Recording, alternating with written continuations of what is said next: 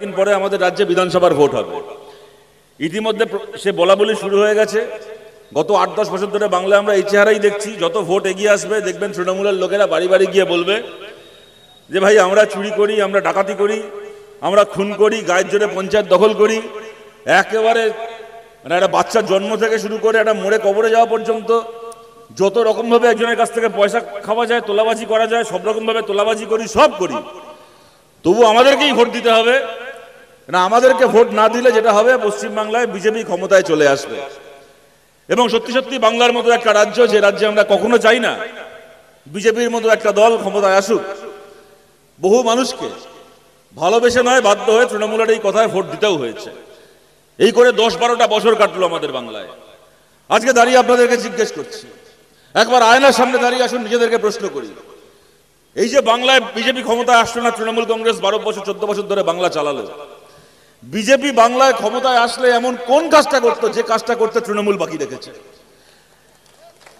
এমনকি বিজেপির মতো একটা পার্টি যে কাজ গোটা ভারতে আজ অব্দি কোনোদিন করেনি, তৃণমূল তাও করে দেখিয়ে দিয়েছে। গোটা ভারতে আজ অব্দি বিজেপির কখনো বাপের ক্ষমতা হয়নি, সরকারের টাকায় মন্দির তৈরি করে, তৃণমূল তাও করে দেখিয়ে দিয়েছে। সরকারের টাকায় মন্দির তৈরি করেছে তৃণমূল। দীঘায় জগন্নাথের মন্দির তৈরি করেছে। আবার উদ্বোধন করার সময় মমতা ব্যানার্জি বলছেন আমরা আমাদের হিন্দু ধর্মকে মানি, আমাদের হিন্দুত্বকে মানি, জয় দুর্গা, জয় মা কালী, শ্রী রামকৃষ্ণ, বিষ্ণু মাতা, আমরা আমাদের হিন্দু ধর্মকে মানি। তাই নাকি মমতা ব্যানার্জি, আপনি রামকৃষ্ণ হিন্দু ধর্মকে মানেন? যখন একটা সময় উঁচু জাত নিচু জাত বলে মন্দিরে ঢুকতে দেওয়া হতো না, কোনো হিন্দু মন্দিরে মুসলমান মানুষের পা রাখার অধিকার ছিল না, সেই সময় রামকৃষ্ণ পরমহংসদেব দাঁড়িয়ে বলেছিলেন এই বাংলায় দক্ষিণেশ্বরের মন্দিরে হিন্দু, মুসলমান, চামার, চন্ডাল, মুচি, মেথর সবাই একসঙ্গে মাথা উঁচু করে ঢুকবে। কোনো গরিব বড় লোক, এই ধর্ম ওই ধর্ম, ব্রাহ্মণ আর দলিতের ভাগ থাকবে না। এই ছিল রামকৃষ্ণের হিন্দু ধর্ম। আর আপনি মমতা ব্যানার্জি সরকারের টাকায় দীঘার জগন্নাথের মন্দির বানিয়েছেন। সেই মন্দিরের ভেতর একটা জায়গা অব্দি মার্ক করে দেওয়া আছে, যারা যারা গেছে দেখে এসে বলেছে, আপনারা জানেন যে এই জায়গা অব্দি সব ধর্মের মানুষ যেতে পারবে, আর এই জায়গার পর থেকে খালি হিন্দুরা ঢুকতে পারবে, কোনো মুসলমানের পরে পা রাখতে পারবে না। মমতার তৈরি দীঘার জগন্নাথের মন্দিরে এত বড় আস্পর্ধা। সরকারের টাকায় মন্দির বানিয়েছেন, মানুষের ট্যাক্সের টাকায় মন্দির বানিয়েছেন, তাতে হিন্দুরও ট্যাক্স আছে, মুসলমানেরও ট্যাক্স রয়েছে। যে জিনিস আজ পর্যন্ত কোনোদিন বিজেপির ক্ষমতা হলো না করা, সেই জিনিস করে দেখিয়ে দিলেন। খালি করলেন তাই নয়, সেখানে আবার মুসলমান এই অবধি, হিন্দু ওই অবধি বলে আবার ভাগাভাগি করলেন। আপনি মমতা ব্যানার্জি কোন কাজটা করতে বাকি রেখেছেন বাংলায়, যা বিজেপি আসলে বাড়তি করত? এখন আবার উত্তর বাংলা, আপনারা দেখেছেন উত্তর বাংলার 4-5টা জেলা বন্যায় ভেসে গেল। যখন বন্যা হচ্ছে, উত্তর বাংলা ডুবছে, মমতা বন্দ্যোপাধ্যায় রেড রোডে নাচন গদন করছিলেন কতগুলো ফিল্ম স্টারকে নিয়ে। নাচ গান শেষ হলো, দুদিন পরে উত্তর বাংলায় বেড়াতে গেলেন। উত্তর বাংলায় বেড়াতে গেলেন, দেখে বন্যা এই অবস্থা, স্কুল ভেঙে গেছে, হাসপাতাল ধসে গেছে, ব্রিজ কালভার্ট উপরে নদীতে বয়ে গেছে। মুখ্যমন্ত্রী দাঁড়িয়ে ঘোষণা করছেন কি, নতুন স্কুল তৈরি করবেন ওখানে না, নতুন কলেজ তৈরি করবেন না, নতুন হাসপাতাল, স্বাস্থ্যকেন্দ্র, ব্রিজ তৈরি করবেন না। উত্তর বাংলা বন্যায় ভেসে গেছে, মুখ্যমন্ত্রী গিয়ে ঘোষণা করছেন দক্ষিণে আমি দীঘায় জগন্নাথ মন্দির করে দিয়েছি, এবার উত্তরে আমি সরকারের টাকায় মহাকালের মন্দির বানাবো। এই হচ্ছে মমতা ব্যানার্জি, আরএসএস এর পোষা দালাল মমতা ব্যানার্জি। বিজেপির ক্ষমতা হয়নি কোনোদিন যে কাজ করার, বাংলায় চোখের সামনে দাঁড়িয়ে করে যাচ্ছে সরকারের টাকায় একটার পর একটা মন্দির তৈরি। আপনি কোন কাজটা করতে বাকি রেখেছেন যা বিজেপি আসলে করতো না? যে বাংলায় কোনোদিন আমাদের কি ছিল না, বাংলায় অনেক দুঃখ ছিল, অভাব ছিল, অনটন ছিল, কিন্তু কোনোদিন কেউ ভাবতে পারেনি বাংলায় কোনোদিন ধর্মে ধর্মে দাঙ্গা হবে। কি বামফ্রন্ট সরকারের সময়, কি তার আগে। আজকে মমতা বন্দ্যোপাধ্যায়ের আমলে এখানে হাজিনগর থেকে শুরু করে, নৈহাটি থেকে শুরু করে, বীজপুর থেকে শুরু করে, চন্দননগর থেকে শুরু করে, ধুলাগড় থেকে শুরু করে একটার পর একটা জায়গায় দাঙ্গা হয়েছে, হিন্দু মুসলমানের উস্কানি হয়েছে। এই যে নিরাপদ সর্দার বসে আছেন এখানে, সন্দেশখালীতে মা বোনেদের হয়ে লড়াই করেছিলেন। সন্দেশখালীর ওই শেখ শাহজাহান আর ওর ওই দুই চামচা শিবু আর উত্তম দিনের পর দিন ধর্ষণ করতো মা বোনেদেরকে, পার্টি অফিসে নিয়ে গিয়ে লড়াই করেছিলেন, সন্দেশখালীর মানুষের জন্য জেল খাটিয়েছে। বন্যা টুডু বসে আছেন এখানে, হুগলিতে জমি রক্ষার লড়াই করছেন। একটার পর একটা মামলা, একটার পর একটা পুলিশের হয়রানি চলছে। শয়ে শয়ে হাজারে হাজারে আমাদের কমরেড কেউ কৃষকের জন্য জমির লড়াই করতে গিয়ে, কেউ শ্রমিকের জন্য মজুরির লড়াই করতে গিয়ে, কলেজে ছাত্র ভোটের জন্য লড়াই করতে গিয়ে জেল খেটেছে, মার খেয়েছে, খুন হয়েছে। আর আজ অব্দি পশ্চিম বাংলায় গত 10 বছরে 12 বছরে ধর্মের নামে দাঙ্গা করতে গিয়ে একটা লোকের জেল হল না পশ্চিম বাংলায়। এই হচ্ছে মমতা ব্যানার্জির রাজত্ব। একটা লোক এখানে আপনি যা করবেন, মিটিং করুন, মিছিল করুন, ধর্মঘট করুন, আপনার জেল হবে।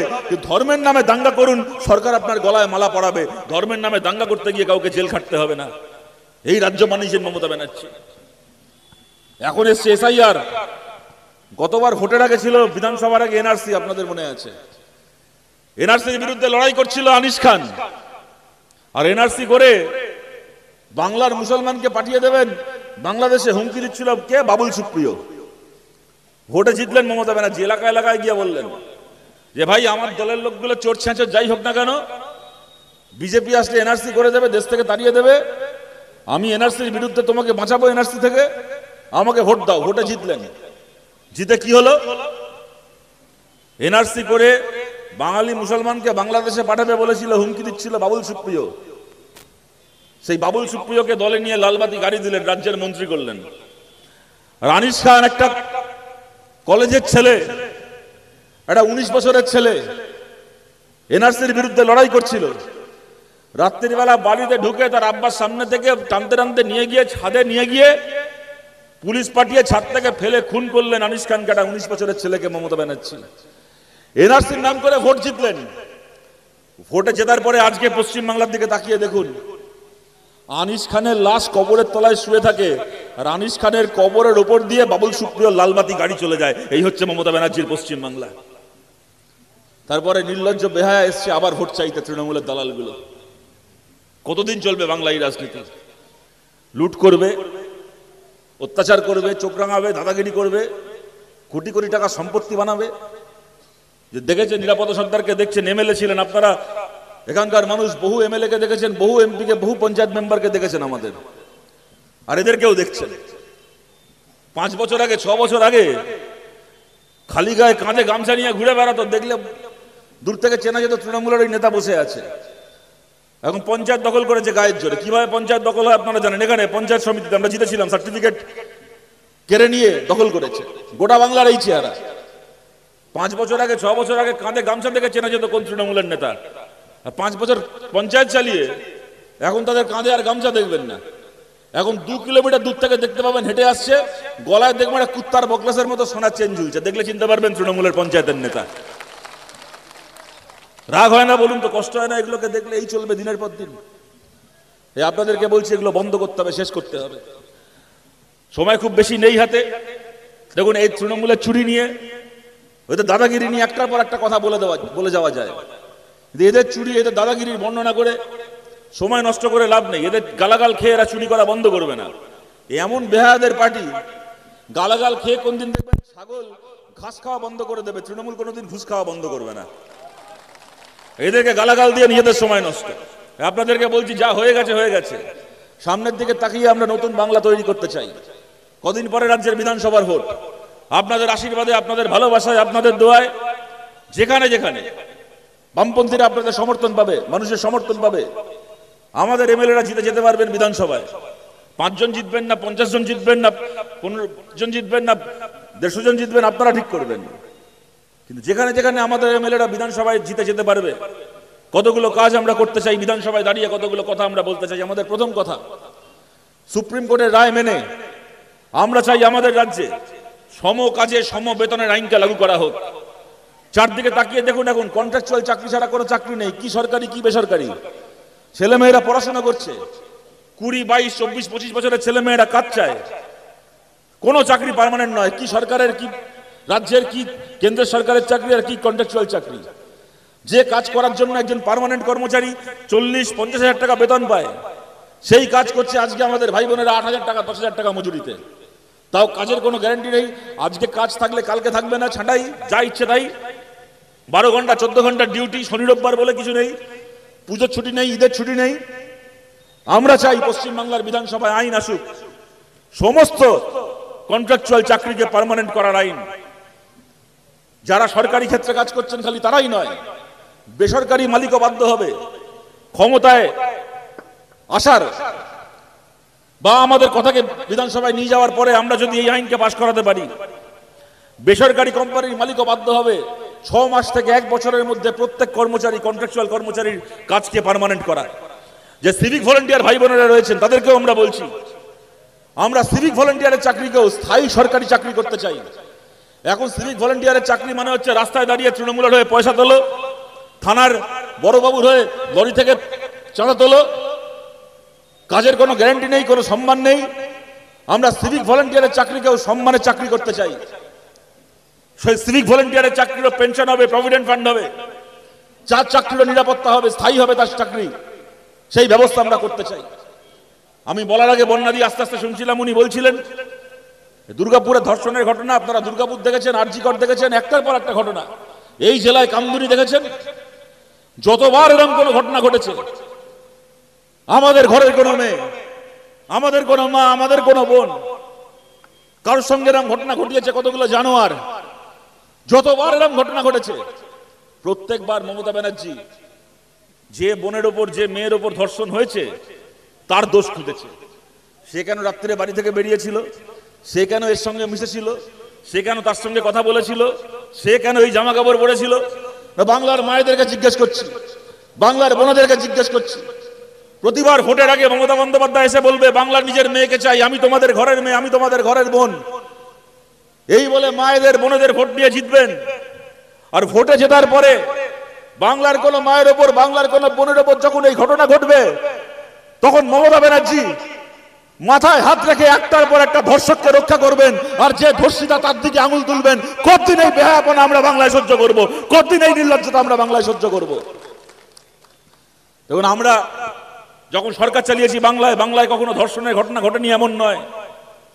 যদি আজ বাদে কাল আপনাদের ভালোবাসায় আবার সরকার চালাই, আমরা সরকারে আসলে ম্যাজিকের মতো সব ধর্ষণ বন্ধ করে দিতে পারবো, হয়তো তাও নয়, বলতে খারাপ লাগলে এটা সত্যি, কিন্তু এইটুকু বলতে পারি, যদি কোথাও কোনো এরকম ঘটনা ঘটে, বাংলার মুখ্যমন্ত্রী হোক কি পাড়ার একটা ছিচকে মস্তান হোক, কারোর মুখ দিয়ে যদি এই কথা বেরোয় যে ধর্ষণ হয়েছে ধর্ষকদের দোষে নয়, ধর্ষণ হয়েছে ধর্ষিতার দোষে, সেই মেয়েটার দোষে ধর্ষণ হয়েছে, কারো মুখ থেকে যদি এই কথা বেরোয়, তার ওই জিভ ধরে টানতে টানতে আগে তাকে জেলের ভেতর ঢোকানো হবে। এই বাংলা আমরা তৈরি করব, যদি আপনাদের সেই আশীর্বাদ, আপনাদের সেই ভালোবাসা আমরা পেয়েছি। এসআইআর এর কথা দেখুন, বিস্তৃতভাবে আমার এখানে বলার সুযোগ নেই, আপনারা সবাই জানেন এসআইআর মানে কি। আমাদের গণতন্ত্রে অনেক দোষ ছিল, অনেক ত্রুটি ছিল, অনেক খামতি ছিল আমাদের দেশের গণতন্ত্রে। টাকা দিয়ে ভোট হয়, গায়ের জোরে ভোট হয়, জাতের নামে ভোট হয়, ধর্মের নামে ভোট হয়, ভোটের আগে লোকে একরকম কথা বলে, ভোটের পরে ভুলে যায়, অনেক কিছু ছিল। কিন্তু একটা জিনিস আমাদের দেশের গণতন্ত্রে ছিল কি, যে এখানে ভোটাররা ভোট দিয়ে ঠিক করে কে সরকার। আর এসআইআর মানে কি? এসআইআর মানে ভোটাররা ঠিক করবে না কে সরকার, আগে সরকার ঠিক করবে কে ভোটার। সরকার ভোট দিয়ে ভোটার ঠিক করবে, তার মানে হচ্ছে এসআইআর। বিহারে করেছে, এখন পশ্চিমবাংলায় আসছে, বলছে নাকি এখানে অনেক জাল নাম রয়েছে ভোটার লিস্টে, অনেক মৃত মানুষের নাম রয়েছে, সেগুলোকে বাদ দেওয়ার জন্য এসআইআর হচ্ছে। আরে বাংলার ভোটার লিস্টে, ভারতের ভোটার লিস্টে মৃত মানুষের নাম রয়েছে, আমরা বামপন্থীরা এই কথা বুকের রক্ত তুলে বলে আসছি, কিন্তু বলুন তো সেই নাম বাদ দেওয়ার জন্য আজকের তারিখে এসআইআর লাগে? আর যখন কোনো মানুষ মারা যান, তার সৎকার হয়, কোথায় সৎকার হয়? হিন্দু হলে কবরে, মুসলমান হলে, হিন্দু হলে শ্মশানে চিতায়, মুসলমান হলে, খ্রিস্টান হলে কবরে, যেখানেই সৎকার হোক না কেন, সরকার থেকে, কর্পোরেশন থেকে, মিউনিসিপ্যালিটি থেকে, পঞ্চায়েত এলাকা হলে পঞ্চায়েত থেকে তার ডেথ সার্টিফিকেট দেওয়া হয়। আজকে আমরা জিজ্ঞেস করছি, এই কথা আমরা 10 বছর ধরে বলে যাচ্ছি, কেন ভারতে ইলেকশন কমিশন এই নিয়ম করবে না? যে মুহূর্তে পঞ্চায়েত থেকে, পুরসভা থেকে, মিউনিসিপ্যালিটি থেকে, কর্পোরেশন থেকে কোনো মানুষের ডেথ সার্টিফিকেট ইস্যু করা হচ্ছে, তক্ষুনি সেই মানুষটার নাম, ঠিকানা ইলেকশন কমিশনে পৌঁছে যাবে এবং অটোমেটিক্যালি সঙ্গে সঙ্গে ইলেকশন কমিশনের ভোটার লিস্ট থেকে তার নাম বাদ চলে যাবে। কেন এই ব্যবস্থা করা হবে না? যদি এই ব্যবস্থা করা হতো, আসতো, এই প্রশ্ন আসতো না, যে মৃত মানুষের নাম রয়েছে ভোটার লিস্টে, তার জন্য এত জ্যান্ত মানুষের নামও বাদ দিতে হবে? দিস্তে দিস্তে কাগজ আমরা জমা দিয়ে এসেছি, তৃণমূলের জাল নামগুলো ইলেকশন কমিশন নাম বাদ দেয়নি। আর এখন বিহারে আমরা দেখেছি, বাংলায় করতে আসছে কি, গরিব মানুষ, খেটে খাওয়া মানুষ, ভূমিহীন মানুষ, যার মাথার উপর ছাদ ছিল না আজ থেকে কয়েকদিন আগে অবধি, হয়তো তার আগে তার বাপমা কোনোদিন স্কুলের মুখ দেখেনি, এক সময় ওখানে কাজ করতো সেখানে থাকতো, এখন এখানে কাজ করে এখানে থাকেন, দুদিন পরে অন্য কোথাও কাজ দিয়ে চলে যাবেন। গঙ্গার পাড়ে যারা থেকেছেন, ভাঙনে বাড়ি চলে গেছে, ঘর চলে গেছে, বন্যায় ঘর ভেসে গেছে, সেই সমস্ত মানুষ তাদের কাছে গিয়ে এখন 20 বছর পুরনো 25 বছর পুরনো কাগজ চাইবে। আর কাগজ দেখাতে না পারলে তাদের নাম ভোটার তালিকা থেকে বাদ যাবে। এখানে আমাদের যে কমরেডরা রয়েছেন, আমার কথাকে আমি শেষ করছি এই বলে, আর 2-1 দিনের মধ্যে বাংলা এসআইআর এর কাজ শুরু হবে। আপনারা ইতিমধ্যে দেখেছেন মমতা ব্যানার্জি অনেক বড় বড় ভাষণ দিয়েছেন, আবার ইলেকশন কমিশনের লোক বাংলা এসে একেবারে সাংবাদিক সম্মেলন করে মমতা ব্যানার্জি সরকারকে ধন্যবাদ জানিয়েছে এই বলে যে ভারতের যত রাজ্যে আমরা যাচ্ছি এসআইআর করতে, আমরা দেখছি এসআইআর এর জন্য সবচেয়ে ভালো প্রস্তুতি নিয়েছে পশ্চিমবাংলার সরকার। এখানে সবচেয়ে ভালো প্রস্তুতি নেওয়া আছে এসআইআর এর কাজ করার জন্য, এও আমরা দেখেছি। আপনাদেরকে বলছি, আমাদের কমরেডদেরকে বলছি, আমাদের প্রত্যেকজন কমরেডদেরকে বলছি, মমতা আর বিজেপি এনআরসির সময় যে খেলা খেলেছিল, 100 দিনের কাজ দিয়ে মমতা আর বিজেপি যে খেলা খেলেছে, এসআইআর নিয়েও সে খেলা খেলার চেষ্টা করবে, কিন্তু ওই খেলাকে খেলতে দেওয়া যাবে না। ইলেকশন কমিশনের বিএলও, ব্লক লেভেল অফিসাররা, বুথ লেভেল অফিসাররা এসআইআর করার জন্য ঘরে ঘরে যাবে, বাড়ি বাড়ি যাবে। আর আমাদের প্রত্যেকজন কমরেডকে বলছি, আমাদের যারা বিএলএ থাকবে, বুথ লেভেল এজেন্ট, আমাদের প্রত্যেকজন বিএলএ যেন ইলেকশন কমিশনের ওই বিএলওদের সঙ্গে প্রতিটা ঘরে ঘরে যায়। দেখতে হবে যেন এমন একটা ঘর না থাকে যে ঘরে ইলেকশন কমিশনের লোক, নামেই ওরা ইলেকশন কমিশনের লোক, আসলে মমতার কর্মচারী। যে কদিন মমতা ব্যানার্জি মুখ্যমন্ত্রী আছেন ওনার কর্মচারী। এমন যেন একটা ঘর না থাকে, একটা বাড়ি না থাকে যেখানে এই লোকগুলো একা যেতে পারবে। প্রত্যেকজন বিএলওর সঙ্গে আমাদের বিএলএদেরকে, ব্লক লেভেল এজেন্টদেরকে যেতে হবে, বুথ লেভেল এজেন্টদেরকে যেতে হবে। কোথাও যদি এই বিএলও গুলো কোনো উল্টো পাল্টা কাগজ চেয়ে হুজ্জতি করেছে, হয়রানি করেছে, সেখানে আমাদের এজেন্টদেরকে রুখে দাঁড়াতে হবে। এবং আমাদের সমস্ত কমরেডদেরকে বলছি, লাল পতাকার কসম খেয়ে এ কথা বলছি, গোটা বাংলায় যে মানুষ আমাদেরকে এর আগে ভোট দিয়েছেন খালি তারা নয়, যে মানুষ এর আগে কোনো দিন আমাদেরকে ভোট দেননি তেমন কোন মানুষের নামও যেন বাংলার ভোটার তালিকা থেকে কাটা না যায়, তার দায়িত্ব আর কেউ নিক কি না নিক আমাদেরকে তার দায়িত্ব নিতে হবে। তার পাশাপাশি আমাদেরকে এই ইতিহাসও 100 বার করে মনে করাতে হবে মানুষকে যে বাঙালি মুসলমানকে সন্দেহ করতে শিখিয়েছেন কিন্তু আমাদের রাজ্যে মমতা ব্যানার্জি। জীবনে ভুলবেন না ইতিহাস, এই ইতিহাস কোনোদিন কাউকে ভুলতে দেবেন না। 98 সাল 99 সাল যখন উনি বিজেপি সরকারের মন্ত্রী, রাজ্যে বামফ্রন্ট সরকার, দিনের পর দিন বলে গেছেন এই সমস্ত এলাকা, স্বরূপনগর থেকে শুরু করে, বাদুরিয়া থেকে শুরু করে, মিনাখা, ওদিকে রানাঘাট, কুপার্স ক্যাম্প থেকে শুরু করে কৃষ্ণনগর হয়ে দিনাজপুর, হিলি, মুর্শিদাবাদ, মালদা, বাংলাদেশ বর্ডার লাগোয়া যত এলাকা রয়েছে, দিনের পর দিন মমতা ব্যানার্জি বলে গেছেন এই সমস্ত এলাকায় আপনাদের কথা বলেছেন, এই পাড়ার মানুষজনের কথা বলেছেন। যত বাঙালি মুসলমান রয়েছে সব বাংলাদেশের লোক। সিপিএম বেআইনি ভাবে এদের নাম ভোটার তালিকায় তুলে দিচ্ছে, সিপিএম বেআইনি ভাবে এদের নামে রেশন কার্ড করে দিচ্ছে, করে সিপিএম একটার পর একটা ভোট জিতছে। স্পিকারের মুখে আপনাদের মনে আছে কাগজের বান্ডিল ছুঁড়ে মেরেছিলেন মমতা ব্যানার্জি, বলেছিলেন এগুলো সমস্ত ফলস ভোটার, বাংলার তাদের নামের তালিকা ছুঁড়ে মেরেছিলেন।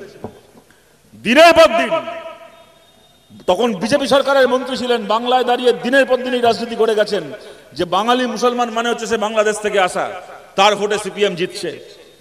আপনি যখন বিরোধী ছিলেন মমতা ব্যানার্জি, আপনি ওই রাজনীতি করেছেন। আজকে আমরা বিরোধী, চাইলে ওই রাজনীতি আজকে আমরা ফেরত দিতে পারতাম, কিন্তু ওই নোংরামি করবো বলে আমরা কমিউনিস্ট পার্টি করি না, ওই নোংরামি করবো বলে আমরা কমিউনিস্ট হইনি। আমরা জিতি কি হারি, আমরা ক্ষমতায় থাকি কি না থাকি, বাংলার প্রত্যেকজন খেটে খাওয়া মানুষের নাম বাংলার ভোটার তালিকায় ছিল, বাংলার ভোটার তালিকায় আছে, বাংলার ভোটার তালিকায় থাকবে। আমরা লাল ঝান্ডা, আমরা তার দায়িত্ব নেব আমাদের কমরেডদের কাছে। এই আবেদন রেখে আপনাদের সবাইকে ধন্যবাদ জানিয়ে আমার কথা শেষ করছি। ভালো থাকবেন সবাই, নমস্কার। ধন্যবাদ কমরেড শতরূপ ঘোষকে।